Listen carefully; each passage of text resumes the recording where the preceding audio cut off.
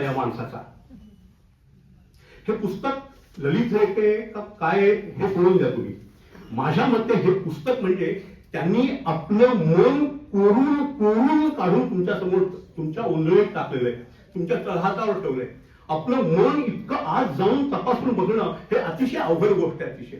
आणि त्यातली काही पत्र ती इतकी अलवार आहेत. मी जेव्हा प्रस्तावना लिहिली त्यात लिहिलं मी आवर्जून, यातलं सर्वोत्तम पत्र मला वाटतं त्यांनी मधुमित्र म्हणजे आपल्या बायको लिहिलेलं आहे. आणि त्याला मी उपमा काय दिली आहे की नीरज किंवा साहिर किंवा शकील बदायलू यांनी एखादं सुंदर गझल लिहावी प्रेमाची, तसं ते पत्र उमटलेलं आहे. इतकं सुंदर आहे. मगाशी आम्ही आज चहात बसलो तेव्हा चित्रकाराला कोणीतरी म्हणलं, मी मला मधुमिताच म्हणली की माझं चित्र किती सुंदर काढलंय, फारच जरा जास्तच सुंदर काढलंय तुम्ही. तेव्हा मी म्हणलं मी पण यांनी आधी जी शब्दात चित्र काढले ते फार सुंदर आहे. तुम्ही प्रत्येकाने वाचा. आणि त्याबद्दल मी राजीवला एक धोक्याचा इशारा पण दिलाय. हे पुस्तक बाजारात जाईल आता आणि बहुतेक पुरुषांना ते पत्र वाचून आपल्या आपल्या बायकोविषयी पत्र लिहायची अपार इच्छा निर्माण होणार. त्यामुळे अशा 200-400 पत्रांचं संग्रह तू काढायचा तयारी ठेवा. तुमचं पुस्तक तेही चुकेल. बायकोला पत्र हा इतकं सुंदर पत्र लिहिलंय. आणि मी तुम्हाला सांगतो माझं जे भाषण असतं त्यात मी अनेक वेळा उदाहरण देतो की बहुतेक पुरुषांनी गेल्या 6 महिन्यात 6 वर्षात देखील आपल्या बायकोला सांगितलं नसतो काय तू छान आहेस ग. एक साधं वाक्य आपण नाही बोलत. आपण मराठी माणसं या बाबतीत फार हिमते आहोत म्हणजे.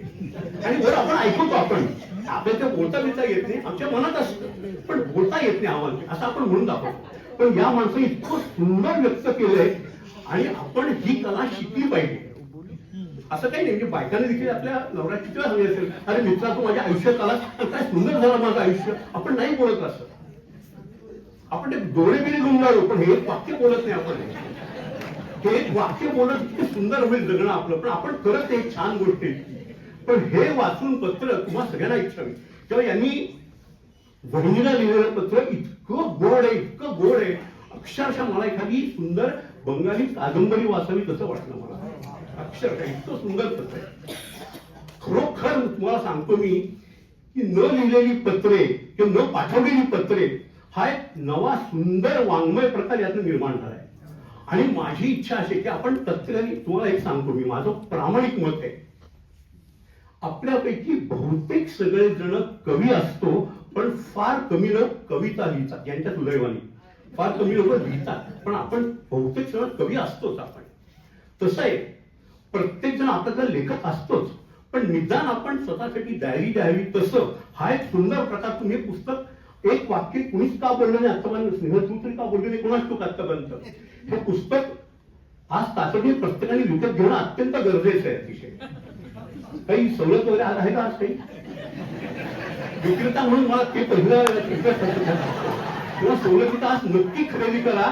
आणि हे पुस्तक तेव्हाच खऱ्या अर्थाने यशस्वी ठरेल जेव्हा तुमच्यापैकी प्रत्येक जण किमान एक पत्र कुणाला तरी असं लिहिल.